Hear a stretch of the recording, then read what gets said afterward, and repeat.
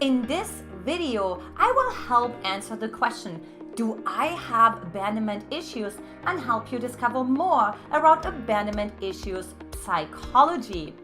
Hey, I'm your host, Antje Boyd. I'm founder and creator of the Magnetize Your Man method.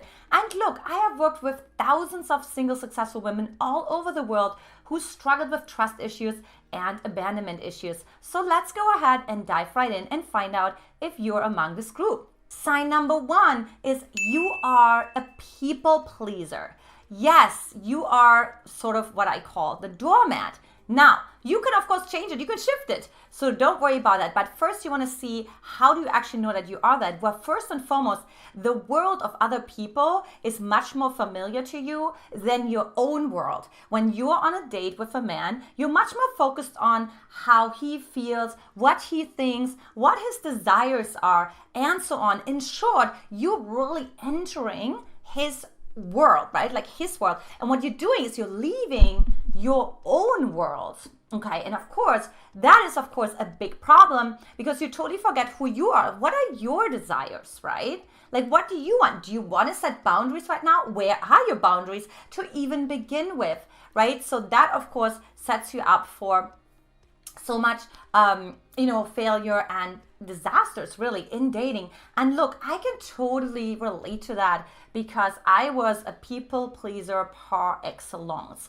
As a matter of fact, I probably would have been the perfect definition for it, as I always give men the benefit of the doubt, right? Oh, he's just treating me this way because he had a childhood that wasn't really nourishing to him. His mom, his dad just never loved him. Oh, he just had a stressful day.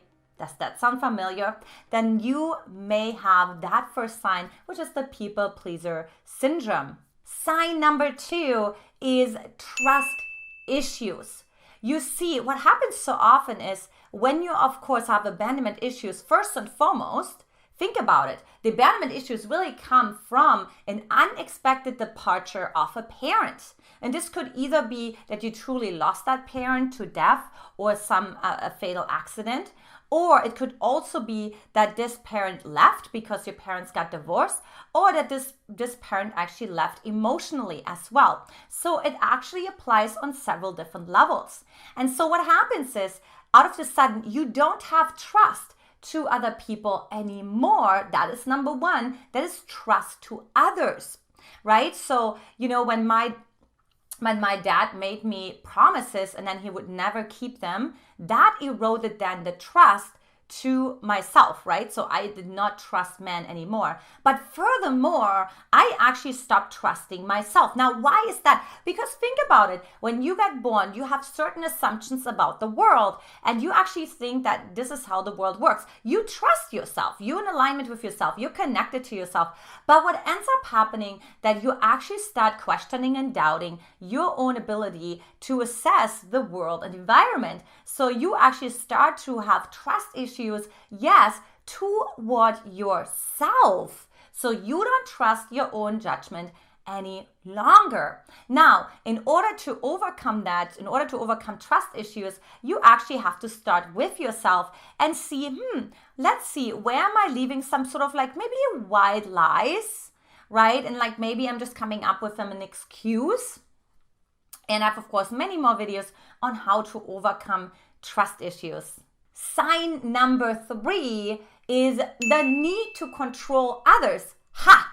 Look, I caught you. You probably feel caught right now. You're like, oh, Antje, how did you know? Well, it's really interesting because that's how I felt when it was pointed out to me for the first time. And so controlling others really comes from, again, the trust issues. As you see, it starts all built, right? And so controlling others really comes from, I need to make sure I can control my environment so then I don't have to be in vulnerability. I don't have to live in uncertainty. And then I don't have to be so scared about not trusting myself or trusting others, because especially when I don't trust others, the best idea is to control them. Now, you have to ask yourself, well, wait a minute, Antje, how am I controlling others? Well, it could be through shaming. It could certainly be through guilt tripping, right? You told me you're going to do this. oh, I'm just like, I'm so sad. I'm so disappointed that you did that. And you're like just really intentionally using that to guilt trip the other person into controlling it and manipulating this person to love you, to like you, to call you back, to ask you on another date, and so on. Oftentimes, also, you could use passive aggressive tools to do that as well. Now, it's not going to help you though, because for one, it keeps you more in the masculine. The masculine is more about controlling, right? And then the feminine is more about the surrender.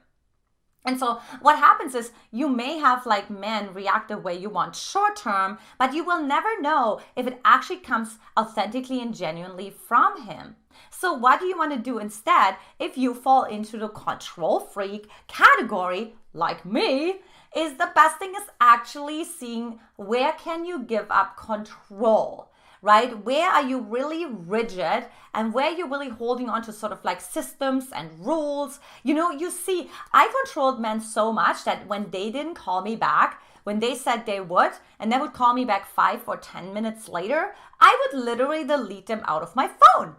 Okay, and I've seen many of my clients do have that same pattern, but it doesn't really work because for one, you actually have to deny now that part that actually was interested in this guy and actually staying emotionally connected to your truth, right? And then the other piece also is sort of like there's this punishing energy that comes with that, and it just doesn't feel good, and it actually causes like more separation.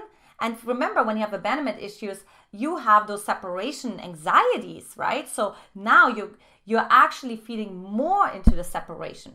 So sign number 4 is pushing others away to avoid rejection. This goes along, of course, with the control mechanism, right? So it's almost like saying, hey, before you reject me, I reject you. As you can imagine, this probably doesn't go so well because at the end of the day, you are still single and here and watching my videos, which of course is a really good thing. However, I do want to help you to come into alignment so you can attract your dream and harmonious relationship into your own life. So look, you want to really see, okay, you're pushing others away, right? And I was just talking with another woman on the phone who was doing exactly that. As a matter of fact, she told me, Antje, every time when I get vulnerable, when I start to feel uncomfortable, I run. Is that you? Now, that is a true indication that this is a vulnerability threshold for you, right? This is sort of your pleasure ceiling that you have, and then you go into fight or flight. This is really important to note for yourself, because if you can gain control over this, so now there is actually a need for control. You see, it has a place and time for it, right? So when you can gain control over it, instead of running, right, you can actually lean in more. I give you an example. After my husband and I were dating for a few months, and we had an argument, and we did just not look eye to eye, let's just say that. And I was sort of like looking to the exit door. Yes, I was considering leaving. As a matter of fact, I probably was already walking towards it. But something inside of me said, Antje, you've been doing this your whole entire life. You always leave when things get too hot, right? Which of course is actually moving away from that oneness, like melting together, intimacy, depth, vulnerability, rawness. All of that I was so afraid of. Why? Because for one, I was afraid that I would lose power, right? I would lose power. So, but this time I did something different because I really loved my husband, and I wanted to do something different because otherwise I wouldn't have hope that something would change long term. So guess what I did?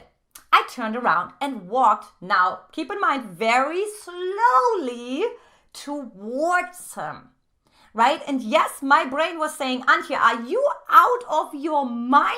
And I said, yes, I am. I'm into my heart instead, right? And as I reached my husband, we literally just hugged and cried, right? Like just, because I really felt what I really wanted was to feel held and heal my abandonment issues. But you see, I was getting in my own way. So ask yourself, where do you do that?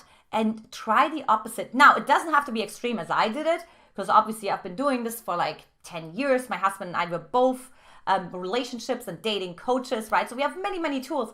But even if you just stay a little longer, you just take a couple of breaths, and instead of running, just take another breath. Stay and tell yourself that you're safe, because the reason why you want to run and push him away is because you don't feel safe.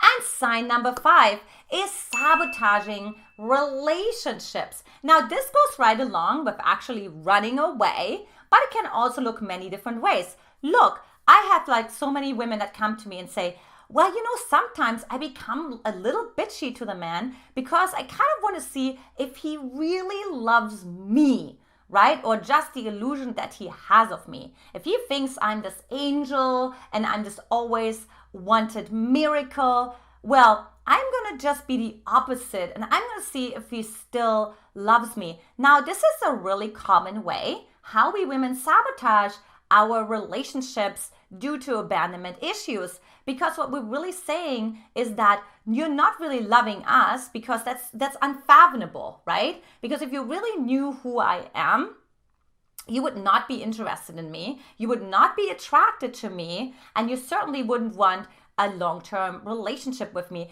This, of course, comes from deep insecurity, which I, of course, have also videos about, and of course that sense of not good enoughness.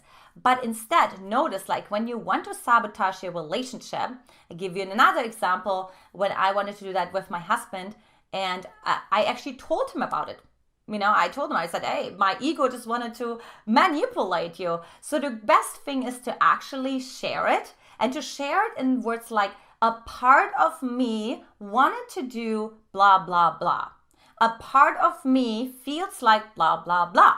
A part of me thought or, felt or something like that, okay? So you get to just, but what you show your partner or the man that you're dating is that like there's a part of you. So there's actually awareness and ownership that you have somewhat over the situation, and you want to change it, you want to shift it. Look, think about it this way, because I know what you want to say. You want to say, Antje, if I do that, I lose him.